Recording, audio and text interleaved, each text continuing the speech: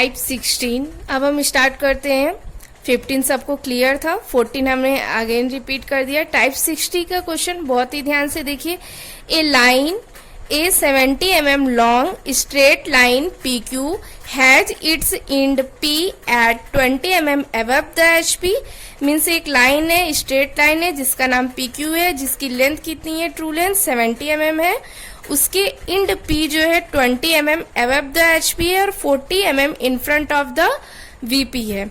और other end Q is 60 mm above the HP and 10 mm in front of the VP. Draw the projection and determine the true angles of inclination with reference plane. Means इसमें क्या है, 70 mm की एक line है जिसके एक end P कहाँ पे है, 20 mm above the HP है, 40 mm in front of the VP। उसका इंड Q कहाँ पे हमारा 60 mm above HP and 10 mm in front of the VP। अब आपको इस क्वेश्चन में क्या कैलकुलेट करके बताना है कि थीटा और फाई की जो एंगल है, थीटा और फाई जो मीन्स हॉरिजॉन्टल और वर्टिकल प्लेन से जो इंक्लिनेशन है वो आपको कैलकुलेट करके बताना है with respect to reference line. तो अब पहले हम क्वेश्चन को शॉर्ट में लिख लेते। क्वेश्चन को हमने शॉर्ट फॉर्म में लिखा। TL 70 है, and P 20 above 40 in front, in Q 60 above 10 in front. Theta और फाई आपसे क्या है क्वेश्चन में पूछा है। क्वेश्चन की जो पॉइंट की लोकेशन दिया है उससे थोड़े आप कंफ्यूज हो सकते हैं, क्या ये क्वेश्चन अलग मेथड से तो नहीं होगा, लेकिन ये क्वेश्चन बहुत ही इजी है। सिर्फ अभी तक आप जो बनाते थे थोड़ा इससे उसका फॉर्म डिफरेंट दिखने में है, लेकिन क्वेश्चन बहुत इजी है। तो सबसे पहले आप क्या करेंगे, एक रेफरेंस लाइन बनाएंगे। रेफरेंस लाइन बनाएंगे, XY लिखेंगे, अबव इन फ्रंट दिया है मीन्स फर्स्ट एंगल में, तो यहाँ VP कर दीजिए, यहाँ पे क्या कर दीजिए HP कर दीजिए। अब जो लोकेशन देती है वो रेफरेंस लाइन के पैरेलल हम क्या करते हैं, लाइन ड्रा करने लगते हैं। तो अगर इंड P के लिए इसमें क्या दे रखा है, 20 अबव है, ये 20 है हमारा, 20 अबव है, तो रेफरेंस लाइन से पैरेलल 20 अबव पे हम क्या करें, एक लाइन ड्रा कर ले। और 40 इन फ्रंट बोला है तो रेफरेंस लाइन से हम 40 पे नीचे एक लाइन क्या करें, ड्रा कर ले। इतने में किसी को प्रॉब्लम नहीं होनी चाहिए। अब हम चाहे इसी साथ में इंड Q के लिए भी जो लाइन दे रही है, लोकस लाइन सारी एक साथ ड्रा कर सकते हैं, तो हम कर लेते हैं। तो इंड Q के लिए क्या दे रहा है हमारा 60 mm अबव द HP, तो यहीं से हमें क्या करना है 60 mm अबव द HP, ये अप्रॉक्स यहाँ चला गया। और इसमें क्या बोला है 10 mm इन फ्रंट, तो ये हमारा आ गया 10 mm इन फ्रंट। हमने ये क्या किया है, सारी जितनी पैरेलल लाइन होनी चाहिए हमने ड्रा कर लिया। ये सब 2S से आपको ड्रा करना होगा। तो हम हमेशा क्वेश्चन में आपको जितना गिवन था ये आपने दोनों का वो कर दिया। आप ट्रू लेंथ आपको पता है, सिर्फ 1 इंच जो मानते हैं वो हमारे पे डिपेंड होता है, हम कहीं पे भी ले सकते हैं। तो 1 इंच जो हम इंड P ही पहले लेते हैं, तो 20 mm अबव द HP, तो 20 mm अबव द HP पे हम यहाँ पे अगर पॉइंट P ले रहे हैं तो ये हमारा एलिवेशन ही होगा, क्योंकि फर्स्ट एंगल की बात है तो इसको P डैश नाम देंगे।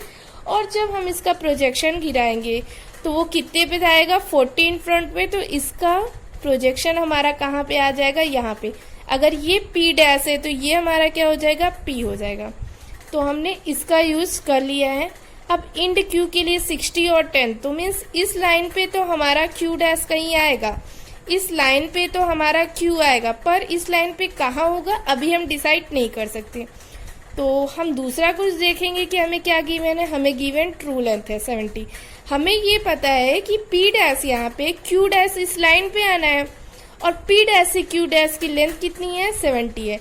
तो अगर हम कंपास में 70 का आर्क लेके यहाँ पे एक कट कर दें, तो इस लोकस लाइन पे जहाँ पे कट करेगा वो पॉइंट का नाम क्या हो जाएगा, Q डैश। Q डैश हो जाएगा। और अगर हम इस लाइन को मिलाते हैं P डैश और Q डैश, तो ये हमारी क्या है, ट्रू लेंथ 70 है, P डैश और Q डैश। इतना क्लियर है। इतना हमने किस बेस पे किया, अगेन ध्यान से देखिए कि हमें मालूम था कि इस लाइन पे P डैश कहीं होगा, फर्स्ट पॉइंट के लिए हम कहीं पे एज्यूम कर लेते हैं, तो हम यहाँ पे लिए। इसके प्रोजेक्शन से हमें मालूम था इस लाइन पे होना चाहिए, तो इस लाइन पे इसके प्रोजेक्शन पे जस्ट यही पॉइंट आ रहा है, तो हम यहाँ पे पॉइंट P ले रहे हैं। ठीक है, अब हमें मालूम था कि इंड क्यू जो होगा वो इस लाइन पे कहीं पे भी जाएगा, कहाँ जाएगा, यहाँ होगा या यहाँ होगा या यहाँ, ये हमें नहीं पता था। लेकिन हमें ट्रू लेंथ दिया हुआ था तो हम यहाँ से ट्रू लेंथ को कट किए, तो इस लोकस लाइन पे जहाँ कट की तो हमें क्यू डैश मिला, तो हमने पी डैश से क्यू डैश को मिला दिया। अगर अब हम इस क्यू डैश का प्रोजेक्शन ले आते हैं, अगर हम इस क्यू, तो ये हमारा क्या हो जाएगा, क्यू हो जाएगा।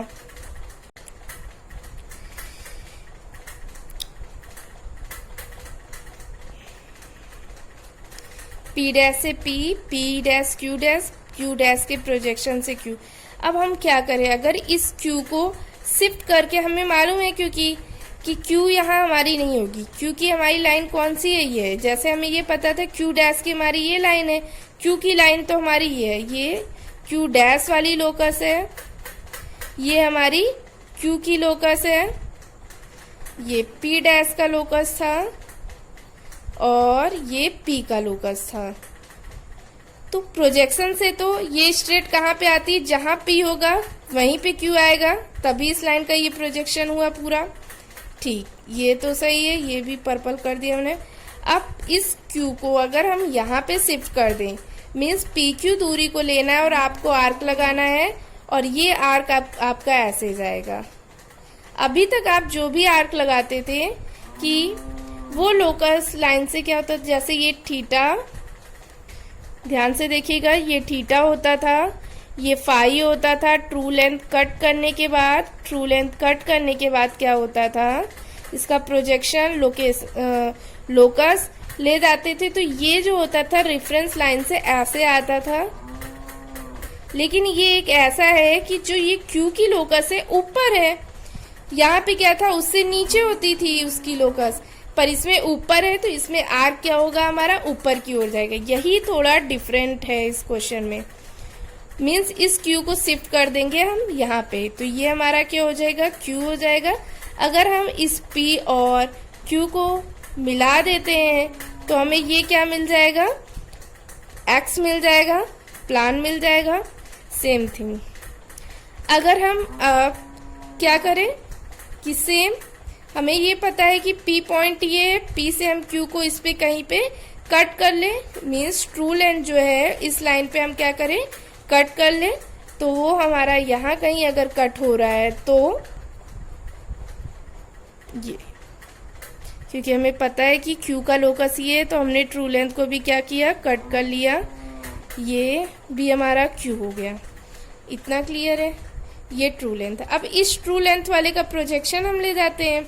अगर हम Q का प्रोजेक्शन ले जाएंगे तो कहाँ तक ले जाएंगे, इस Q का प्रोजेक्शन ले जाएंगे। अब हम Q का प्रोजेक्शन से हमें क्या मिलेगा, Q डैश मिलेगा। और प्रोजेक्शन के बाद जो हम लाइन मिलती वो स्ट्रेट लाइन पे मिलनी चाहिए। अगर P डैश यहीं पे है तभी तो हमें ये इसके प्रोजेक्शन से ये Q, मीन्स ये P डैश और Q डैश हमें क्या मिला, एक स्ट्रेट मिल गया। एरो हेड जरूर लगाइए। ये वाला ऊपर से नीचे आया था प्रोजेक्शन, ये वाला भी ऊपर से आपने नीचे ले आया था। इस आर्क को फिर आप इस साइड से इस साइड ले गए थे, ये ट्रू लेंथ आप अपने से यहाँ कट किए। इसका प्रोजेक्शन ये क्या हो रहा है, ऊपर जा रहा है। अब P डैश Q डैश वाली जो लाइन है, इस Q डैश को आपको Q डैश वाली लोकस पे शिफ्ट करना होगा। मेथड वही है, ये दूरी को लीजिए और इसको सेंटर मानते हुए इसके आर्क को यहाँ पे क्या कीजिए, ले जाइए ये, तो ये Q डैश आपका यहाँ पे शिफ्ट हो जाएगा। ये आपका P और Q डैश जो है